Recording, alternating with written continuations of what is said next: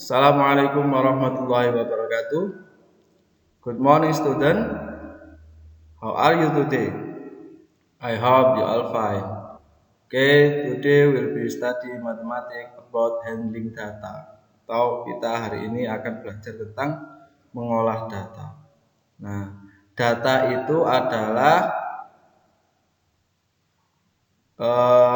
ini beberapa misalnya dalam satu kelas ada berapa anak, misal 10 anak. Ada 5 anak yang suka dengan kucing, ada satu anak yang suka dengan ayam, ada 4 anak yang suka dengan kambing misalnya. Nah, itu data. Nah, kita di sini kita akan belajar tentang mengolah data. Nah, namun sebelum kita belajar, kita berdoa dulu agar apa yang kita pelajari hari ini bisa bermanfaat dan pembelajarannya mudah dipahami. Doa mulai. Selesai. Oke, langsung saja. Jadi mengolah data itu menggunakan chart. Chart itu diagram. Apa itu diagram? Nah, chart is a graphical representation of data. Jadi chart ini, diagram ini adalah grafik.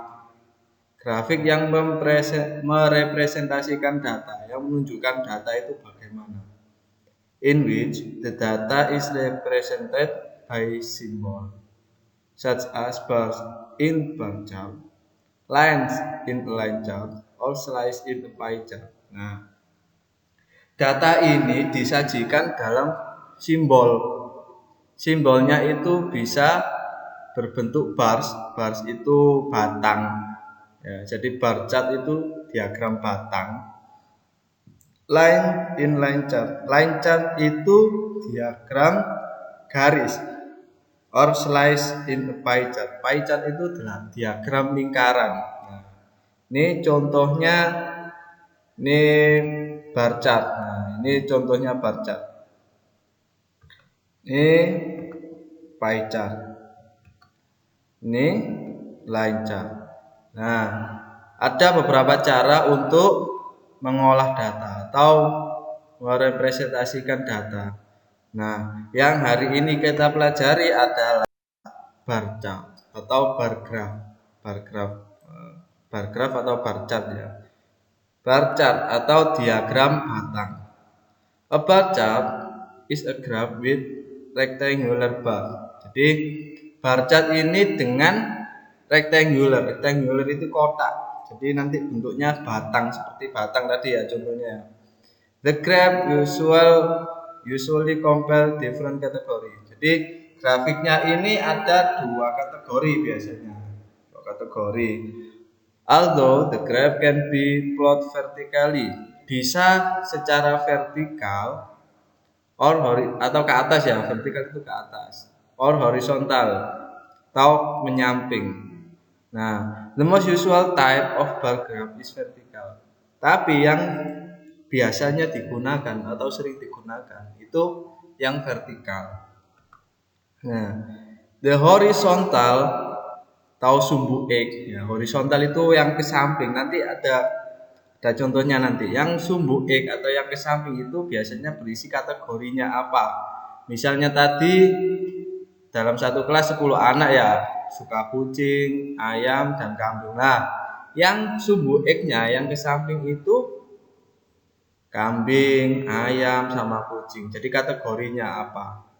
The vertical atau sumbu Y yang naik itu value for the kategori. Jadi jumlahnya. Jadi yang suka kucing 5 berarti nanti 5. Yang suka ayam 1 berarti 1. Oke.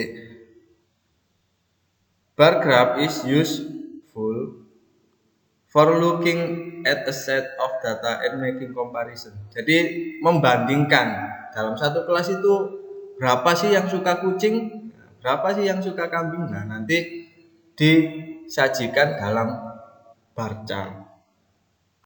Nah, misalnya ini ada contoh.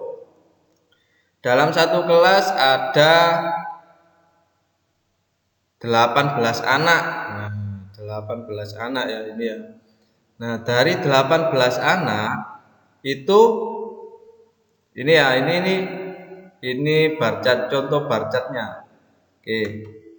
Based on the diagram on this side, we know that there are 4 students who like apples, 8 children who like mangoes, and 6 children who like bananas. Jadi dari diagram yang ada di samping ini kita tahu, oh berarti anak yang suka apel itu ada 4, karena diagramnya yang apple itu lurus dengan angka 4. Oh 8 anak yang suka mango atau mangga. Nah, 8 anak yang suka mangga. Ada 6 anak yang suka banana. Jadi begitu caranya membaca diagram. Nah, bagaimana kalau kita disajikan data, disuruh membuat diagramnya? Kita belajar bersama-sama di sini membuat diagram. Oke. Misalnya ini example, the table below shows the student favorite subject in class A. Jadi tabel di bawah ini itu menunjukkan siswa yang suka dengan pelajaran yang disukai siswa. Nah, itu ya subjeknya ada matematika, ada agama atau religion, ada sains atau IPA, dan art atau kesenian. Nah, di situ kita bisa membaca anak yang suka matematika ada 10. Anak yang suka agama ada 5. Anak yang suka pelajaran IPA itu ada 8. Dan yang suka kesenian ada 6. Nah, bagaimana kita membuat diagram batang? Nah, ini ya. Tugasnya adalah draw a bar chart that shows the data. Buatlah diagram. Oke.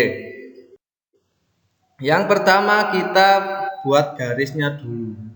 Nah, kita buat judulnya dulu, favorite subject. Terus buat garis. Nah, ini yang garis vertikal tadi. Garis vertikal. Ini yang garis horizontal yang ke samping. Nah, baris vertikal itu berisi jumlahnya nanti. Jumlah. Kalau kita kesulitan buat 1, 2, 3, 4 terlalu banyak, bisa dibuat seperti ini. 2, 4, 6, 8, 10. Yang penting kalian tahu, oh posisinya ada di sini. Oh, kalau misalnya urut 1, 2, 3, 4, 5 jadinya nanti terlalu banyak, nggak apa-apa dibuat seperti ini. 2, 4, 6, 8, 10. Oke. Yang ke samping tadi kategorinya. Kategorinya. Yang pertama matematika. Tadi berapa anak yang suka matematika? 10. Oke, berarti kita luruskan dengan 10. Nah, baru kita buat batangnya. Diagram batang kan ini dari batang berarti. Yang suka religion, tadi berapa anak yang suka religion? 5, berarti kita luruskan dengan 5. Karena 5 berada di tengah-tengah antara 6 dan 4, berarti adanya di situ. Kita tarik lagi, kita buat batangnya. Yang ketiga sains, tadi berapa anak yang suka sains? 8. Nah, kita luruskan dengan 8, baru kita buat kotaknya, kita buat batangnya. Yang terakhir art. Berapa anak yang suka art? 6. Oke, berarti kita luruskan dengan 6, baru kita buat kotaknya. Bisa ya? Oke. Sekian untuk pembelajaran hari ini. Dipahami betul cara mengolah data, cara membaca diagram, karena minggu depan sudah pas dan insya Allah soal-soalnya itu mulai dari bab 1 sampai bab terakhir ini. Terima kasih, semoga pembelajaran hari ini bermanfaat dan mudah dipahami. Assalamualaikum warahmatullahi wabarakatuh.